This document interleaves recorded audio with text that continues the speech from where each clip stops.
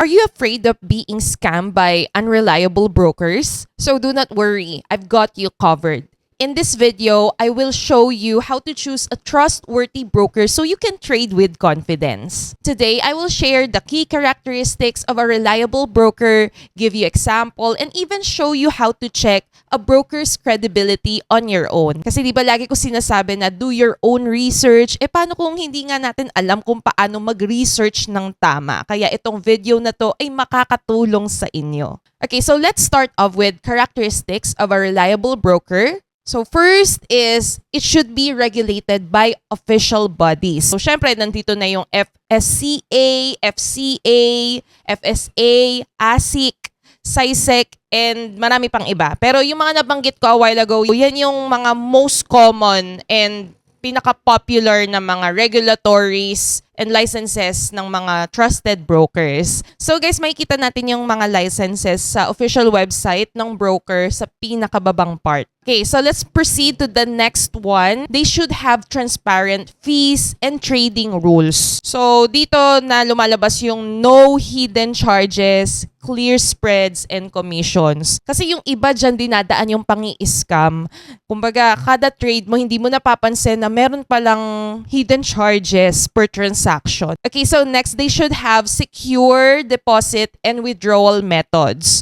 Supports local banks and global payment option. And even e-wallets, diba? Okay, so for our next point, ito yung pinaka-importante sa lahat. Many positive reviews from experienced traders. Always check feedback on trusted platforms. Pwede kayong pumunta sa mga review websites and even sa YouTube mismo. Like, kung napapanood nyo, yung broker na yon nire-review ba ng mga sikat na trading vloggers.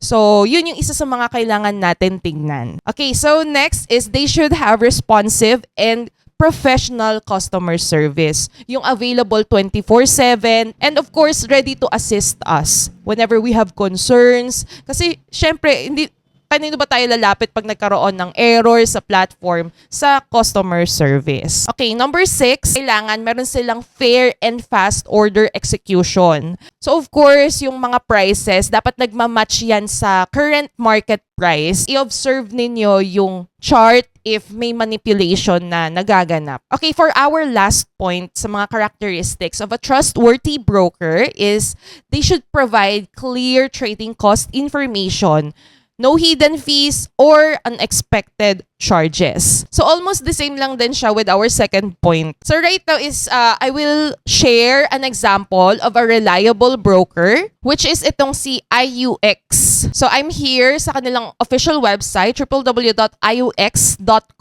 and I will just refer it to the description box below. And by the way guys, always double check yung domain ng website kasi minsan may mga fake websites yung mga brokers na kilala ngayon. I-check ninyo yung iux.com kasi yung iba ginagawa iuxtrading.com. Yun. So, kumbaga parang hindi na akma yun sa mismong official website domain. So, always double check yung domain bago kayo mag-sign up or mag-log in ng account ninyo. Yung iba talaga is doon din nabibiktima. Like, ginagaya yung mismong official website pero iba pala yung domain. So, ingat kayo guys. Siyempre, tingnan muna natin si IUX.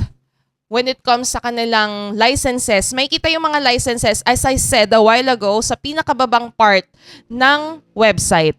Okay, so may kita natin dito that they have licenses and authorized sila by the Financial Services Commission, which was mentioned a while ago. And dyan din yung license number nila. Napaka-transparent nila, di ba guys? And guys, meron din pala silang FSA, bukod sa FSC license nila. And dito rin yung registered number. And even the address of their company is nandito din. And balita ko, nagkaroon din sila ng mga events recently, which is really good kasi mas pinapakita nila yung identity nila sa kanilang mga subscribers or users. So, syempre, isa rin sa mga kailangan natin gawin when it comes to doing our own research tungkol sa broker is pupunta tayo sa mga review websites sa mga trading platforms. So guys, nandito tayo ngayon sa www.trustfinance.com, and as you can see, mark as safe po si IUX 4.72 forms, and makikita rin natin dito yung mga licenses nila. They are all regulated by ASIC, FSC, and FSC. So ayan, may mga reviews dito from their users that you can actually see. And ang maganda sana hanggat maaari is mag-review rin tayo sa ibang website. Of course, right now nandito rin tayo sa WikiFX. Syempre kailangan natin ng second opinion. Kumbaga pag nagpapadoktor ka,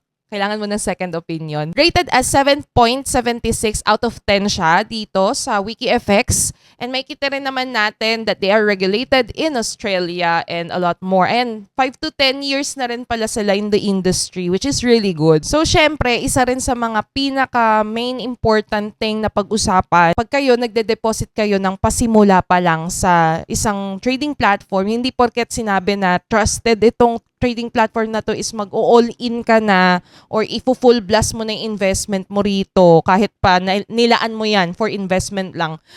You should test the waters muna. Huwag kayong magde-deposit ng sobrang laki. Hanggat maaari, mag-deposit muna kayo ng minimum and test withdrawal as well. So, next is, i-avoid ninyo yung mga unrealistic promotions. Like, if the broker promises instant profits, ganyan, and instant guaranteed returns, red flag yon guys ha. Hanggat maaari nga, sa official website, makikita natin yung may risk warning sila. Kasi totoo naman na very risky ang pagte-trade. Most especially when it comes to CFD trading, futures trading, gaya nito guys. So very risky siya kung wala kayong sapat na kaalaman when it comes to trading. So kalamihan naman ng mga trading platforms, if you want to test them out, is meron silang free demo. Like itong si IUX, meron silang free demo. So pwede kayong mag-sign up and gawa kayo ng demo account. And in that way, you can play around with the platform itself, 'di ba? Like yung kung paano kayo mag-execute ng trade. And dito rin pala sa website nila makikita natin may mga awards na rin silang natanggap. So of course guys, if you want to get started I will just refer the link na lang in the description box below. So dito sa menu ni IUX, we are doing our research already. Meron sila ditong condition for deposit and withdrawals and fees. So which is really good kasi makikita natin dito already yung transparency nila when it comes to fees. Unahin muna natin dito. Ayan guys, so makikita ninyo for major currencies, very transparent sila when it comes to the spread, swap, and commission per lot. So ito yung dapat na pinapakita ng trading platform kasi kailangan ipakita nila na meron silang low spreads and competitive fees. And as I can see naman dito kay IUX, ayan o, wala naman ako nakikita malaking numero.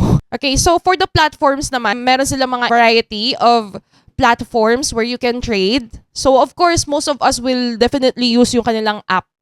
So, ito yung app nila and meron din sila dito mga reviews from iOS users and Android users.